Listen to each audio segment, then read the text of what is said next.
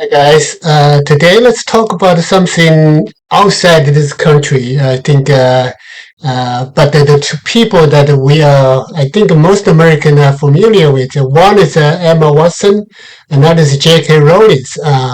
Everybody watch that Harry Potter. I did not. I have to admit that I did not watch the whole movie because I'm kind of a boring type. I don't like the horror movies and the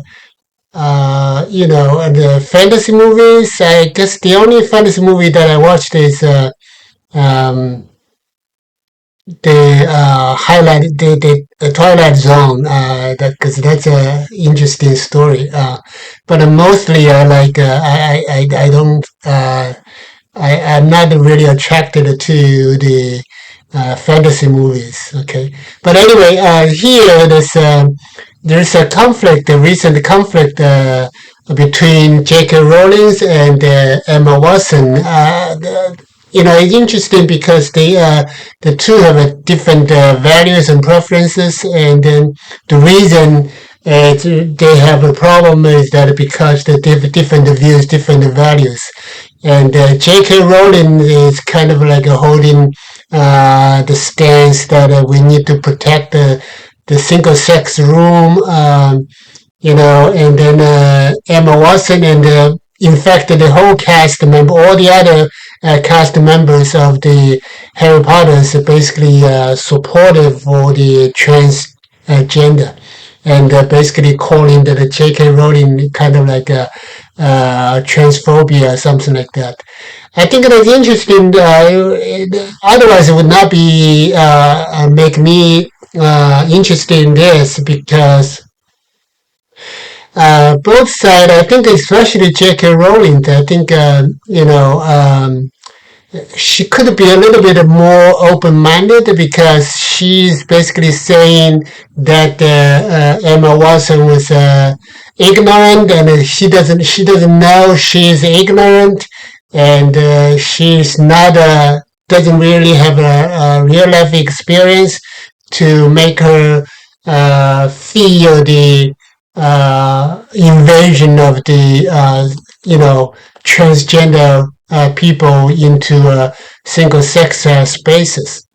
I think, and also J.K. Rowling also said something like she would never forgive the other cast member.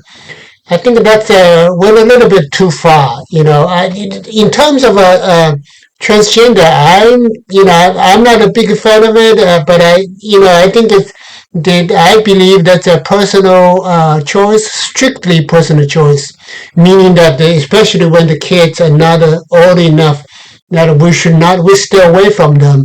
Don't push them either way, one way or the other. We let them decide, and also we introduce some education into it.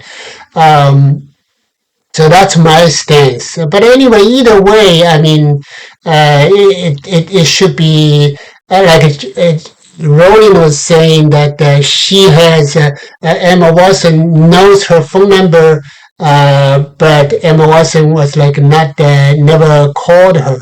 I think that's reasonable because you two have different views. Okay, we just be a little bit be open minded, a little bit more like a forward looking like Erica Kirks, is doing. Unlike Rowling's, like she would never forgive the people, and also accusing Emma Watson being ignorant. It's a little bit like arrogancy, I think. So that's of the two sides, I tend to stand with more with Emma Watson than with Rollins. I think she's a little bit too extremes. Okay, but here the interesting story, the whole reason that got my attention is that I read some Chinese on the Chinese website. And there's a lot of one dominant view between the conflict, the fight between the two sides is that a lot of Chinese people think that Emma Watson is to be blamed because the whole reason Emma becomes famous is because Rowling's fantasy novel, right? So Rowling is old enough to be her mom, or I don't know their age, whether she's already old enough, but Rowling will be like acting like a mentor of Emma Watson, and then that's why um, Emma should not debate with Rowling. But that's the typical Chinese view. I don't really give it too much attention. I think it's wrong because you have your own opinion. You have your view, you have your preference, and which is okay. Whether it's Rowling is older than me, or whether Rowling is the one that wrote the good novels and make me famous. That's not the way to look at it. We emphasize an independent view, independent preference. We protect that.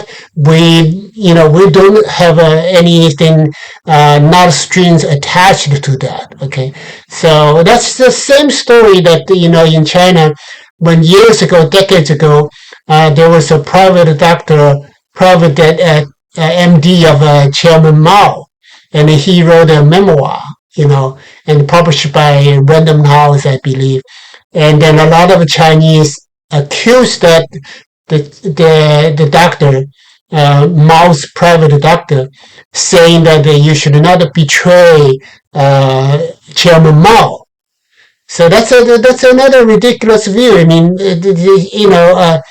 simply because that he worked for the Chairman Mao does not mean that he sold his soul to Chairman Mao. He should be allowed to have his personal view, right? So that's the something that we need to keep that in mind. A lot of the Chinese, they got their view wrong. They did not understand that your personal view, your preference is protected.